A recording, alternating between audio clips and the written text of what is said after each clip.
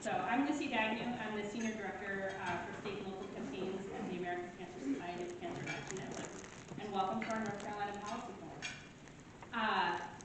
At ACS CAN, we believe that where you live shouldn't determine if you live. And unfortunately, that's the daily lived reality for 600,000 North Carolinians who are caught in the Medicaid coverage gap.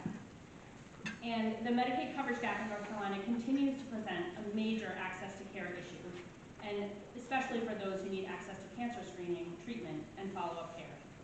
At ACS CAN and ACS, American Cancer Society, we believe that successfully fighting cancer depends on access to timely, high-quality, affordable health care and treatment, and all individuals should have equitable access to quality cancer care and an equal opportunity to live a healthy life. Right now, North Carolina has the 4th highest number of people in the Medicaid coverage gap, and that's why this is a critical and urgent time to expand access to Medicaid. Plus, there will be an additional influx of federal funding available when we do so. It's wonderful to be here this morning with a group of panelists who agree that now is time to expand Medicaid in North Carolina. And first up, we're going to hear some remarks from Secretary Cody Kinsley about why he and the Cooper administration believe this time is now. Please join me in welcoming Secretary Kinsley.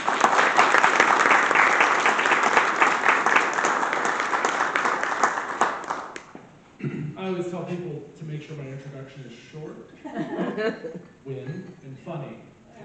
It's really wonderful to be here this morning.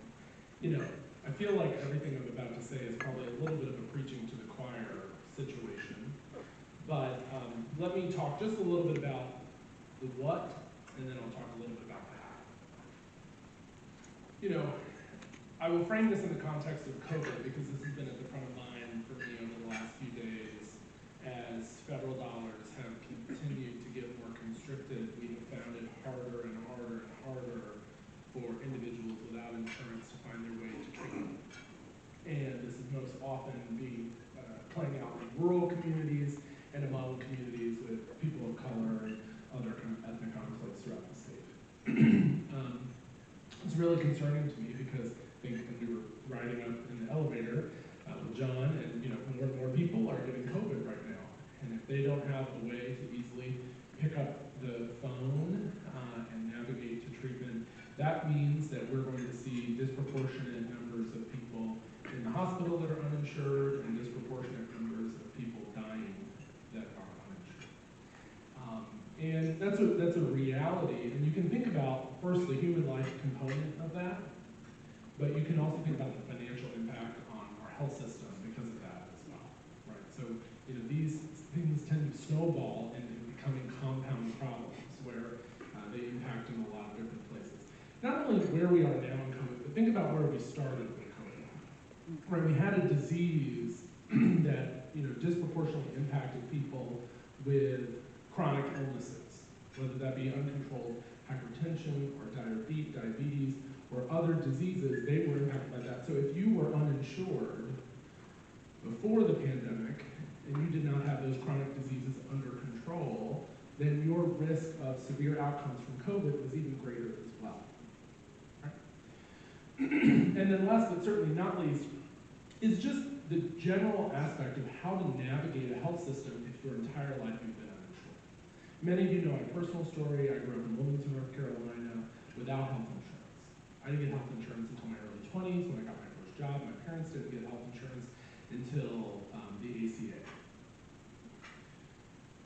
Telling people as part of trying to make public messages during the pandemic is not a fun experience.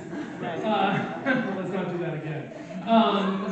But trying to communicate with individuals who have never navigated the health system with insurance that, if you are sick, or you think you're sick, go get testing. Testing's free. The reaction from individuals is, no way, nothing's free.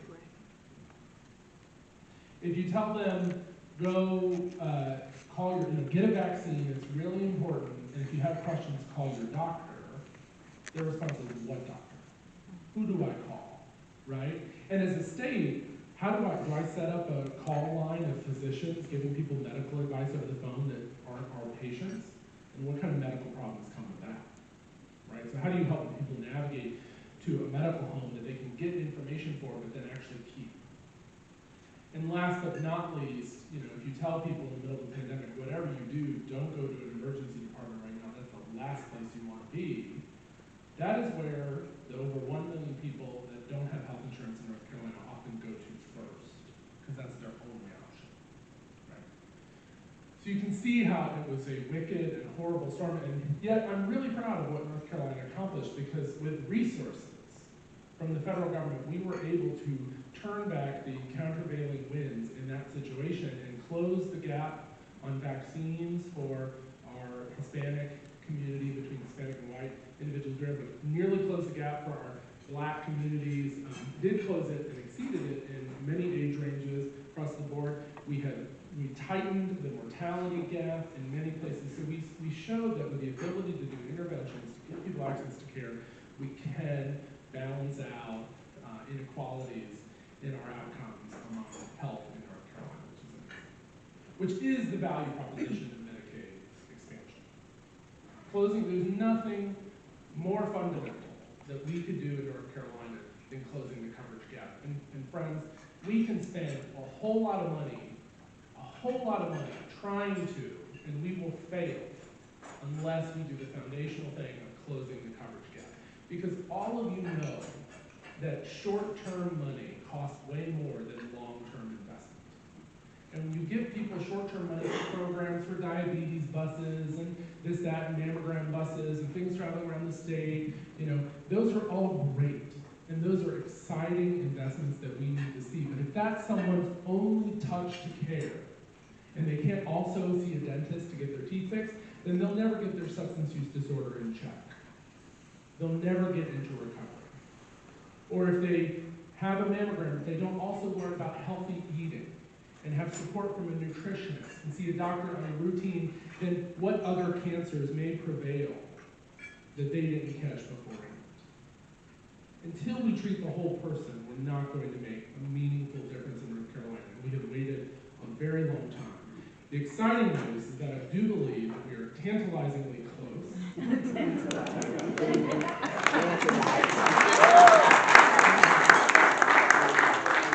it is because of a lot of the hard work of the people in this room, including my very good friend, Senator Jim Bergen, whom I could not be more lucky to have as a partner in the General Assembly, a leader in fighting for health, and frankly, to bring a business mindset to how do we invest in health in North Carolina. And I like to tell folks, if I came to your company's board of directors and said, I have a deal for you, and it's $8 billion a year at no additional cost to the state taxpayer, will you take it? If most boards of directors would jump at that deal, especially when I said, but wait, there's more. And that's $1.5 billion of one-time signing bonus that will play out over 2 years, that we can make serious investments in our infrastructure to really try to get our healthcare system to catch up. We're never going to get back the $40-ish billion that we have left on the table over the last decade by not expanding Medicaid. $40-ish billion that would have flowed into the healthcare system for 10 years. Where would we have been at the start of COVID? Where would we have been in many other situations? We won't get that. But if we can get $1.5 billion, I think we can make a meaningful difference. And I think we can focus that on what I hear as being a consistent priority from everyone I speak to, which is mental health.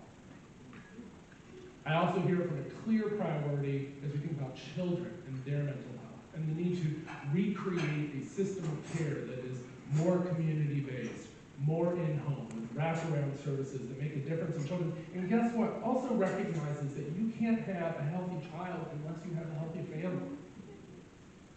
That if you have parents that don't have access to health insurance, that don't have support, but you can wrap all that around the kid, that doesn't make a difference in nearly as powerful a way as giving care to their families as well. So my hope, the only thing I've asked Santa for this year is Medicaid expansion. I wrote it down, I sent it in, I will sit on the lap, whatever needs to happen to get expansion done. Yes. But if it doesn't happen in December, then I think we have to all continue to push in January, because every single month is $521 million But more importantly is another 100 or so people that end up in the hospital with COVID, many of whom may die. It's going to be individuals who go another month without the cancer screening that would have caught it. It's going to be another month of someone not having their diabetes in check and dealing with longer-term costs, right? That's the storyline that just irks me. Many of you know I come from a finance background and government operations background. It just irks me that we are waiting to pay more. You know, and guess what? If COVID taught us anything, it's that the government holds the buck in the end in so many ways. We own the risk in the end in so many ways. And when people show up in emergency departments with unmanaged chronic illnesses, you know, treating stroke and doing, you know, massive changes, as you all know so well, for heart disease or other cardiovascular events or cancer that's been unchecked and untreated for a long time, has not only worse outcomes for that individual, but it costs so much more than the maintenance and the prevention work on the front end. $5 to $10 a month in statins is so much cheaper than $150,000 to $200,000 for stroke prevention.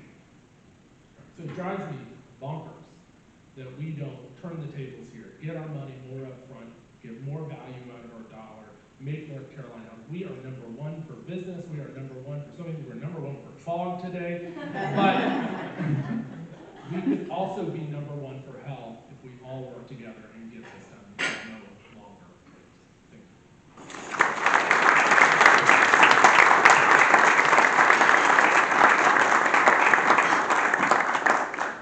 Thank you so much, Secretary Kinsley. And now I'd like to welcome Senator Jim Brewer.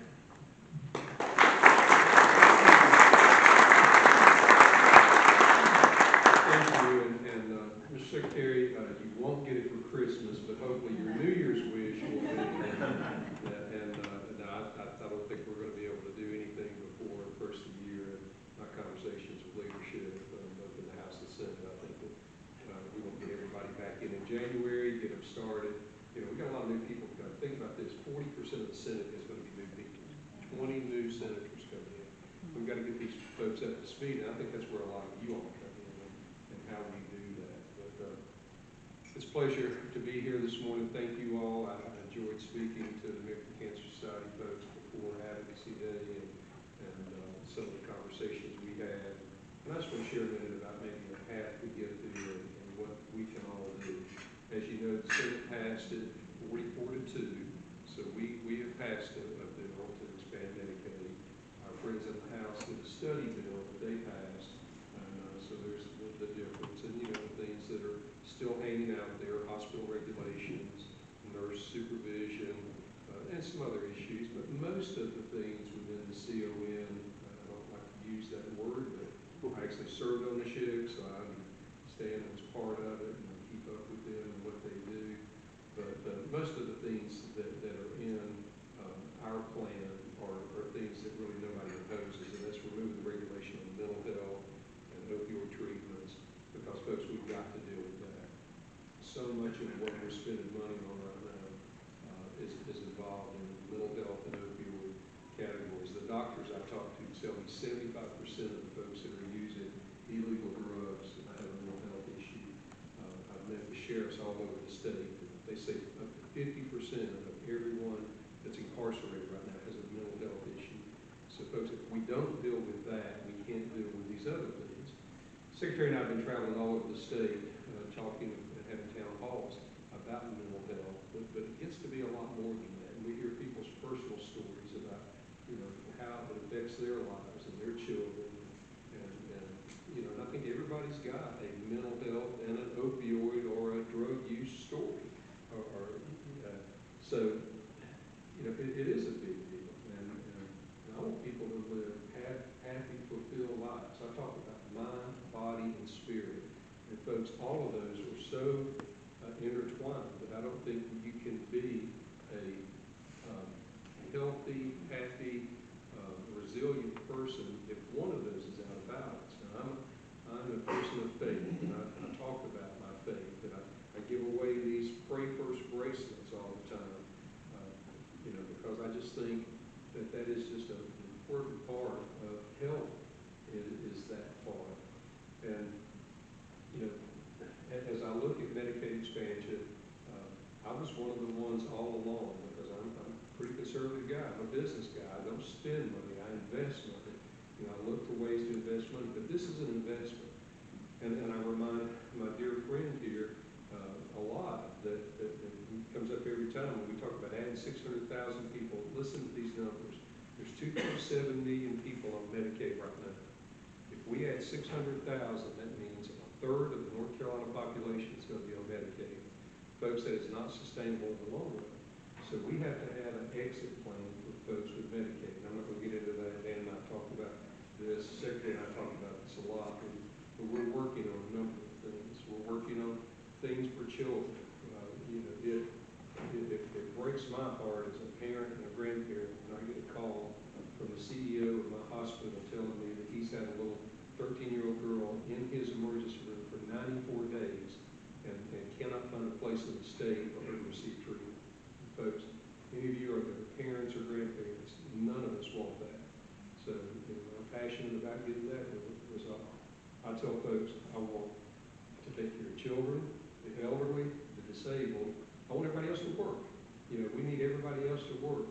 But we have a lot of people now that are working but still can't afford health insurance. So that's what this is all about, and that's what we're trying to figure out the best way to do. Now, what can you do? Here's what I want all of you to think about doing. You need to be looking at who the new representatives and senators are that are coming, and you need to educate them.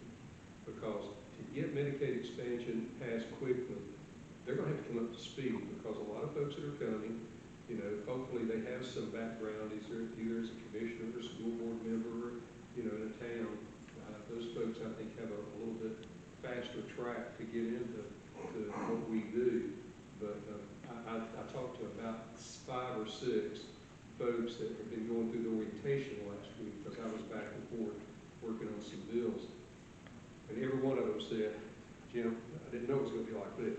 You know, the proverbial water, fire hose, you know, statement came out many times. And I said, look, you know, it's only been 2 terms ago that I was up there, and I remember thinking, why did I do this? You know, this is going to be time-consuming and hard, and you know, trying to learn this building and where I'm supposed to be, and the schedule, and I kind of tell them, don't panic, just try to read everything you can. You know, I get up every morning and try to read an hour and a half. Now this morning, you all threw me out of track. Because I usually start at 6 and try to read until 7 or 7:30. So today I started at 5 and read, and then got up here, and Dan was kind enough to be waiting for me. I told someone earlier, he met me in the middle of the street down there, we shook hands.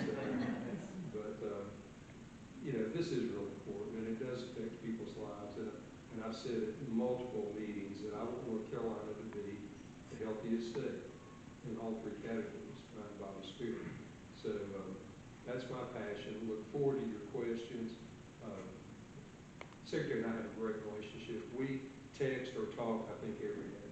Yesterday, I think we talked 3 or 4 times. We're going to hopefully, I don't know if you want to talk about it, but hopefully we're going to make an announcement tomorrow about something that's going to be great. There are wonderful things in the state of North Carolina next year, but it's going to take a lot of work. So thank you all for being here today.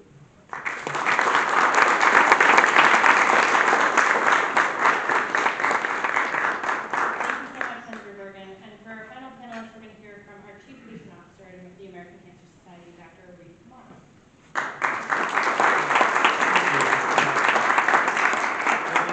It's such a pleasure to be with all of you. I didn't grow up in North Carolina, but I've been here 12 years, and I feel like a North Carolinian really by choice. My wife's a pulmonary critical care physician at UNC. I'm an oncologist at Duke, and like many people, we came to the state about 12 years ago, just fell in love with it, and this is where we call home now. And you know, I take care of patients from all parts of the state with all means and abilities and backgrounds, and I'm always just humbled by people's stories, because the thing that, regardless of our backgrounds and what we look like, how we grew up, you know, what our experiences are like, is cancer becomes a very unifying force. Because I meet people all the time in clinic, in my clinical practice, where they're folks that, you know, maybe if I'd seen them at Target, maybe we wouldn't have talked, right? But now that we're together, we've got a shared mission, right? right? Which is to cure this thing as much as we can. And as I see that and I hear about people's stories, what occurs to me is that every time I see someone with cancer, it feels like a brand new thing, and at the same time, we realize that it's 1 in 2 men and 1 in 3 women. Like, that's it. Like, that's a statistic. So if you're sitting in this room, right, all of us are at risk, and it's kind of one of those things where you turn to your left, turn to your right, and go, well, then if it's not either of them, it's gonna be me, right? And so that's the unifying story as it relates to that. And so, but it doesn't have to be that way. What's interesting is that as a medical oncologist, I'll reflect that over the past 25 years, the mortality rate for all cancers has gone down. If you take the entire country by about 25%. And the moonshot goal is to go even further than that, which I think is very possible. Except if people don't have access to care, that's not what's going to happen. And when we think about the state of North Carolina and how it's led in many ways, one is we've got some of the greatest life sciences organizations, companies, and nonprofits and think tanks in the world are sitting in our state. And you think about the number of true innovations that have come out. I mean, now we're really treating things without chemotherapy, for example, with specific targeted therapies. We are treating melanoma and lung cancer, things that when I trained at Duke 12 years ago was just like, gosh, we need to really focus more on supportive care in that sense because there's just not a lot. But that changes every single day. In fact, I wrote an editorial about sort of the pace of innovation in oncology, and I counted since I graduated fellowship about 300 different new drugs or indications in oncology alone over that period of time. It's the greatest pace of innovation in any component of medicine